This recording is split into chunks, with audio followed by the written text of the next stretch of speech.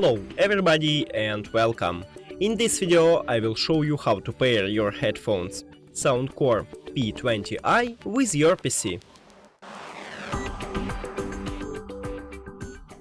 You have to start by press one time at the Windows button on your keyboard and write Bluetooth.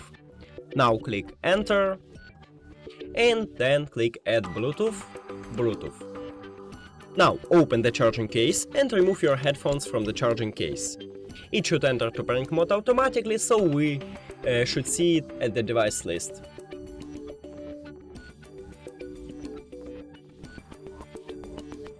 Now click on it and then click Done.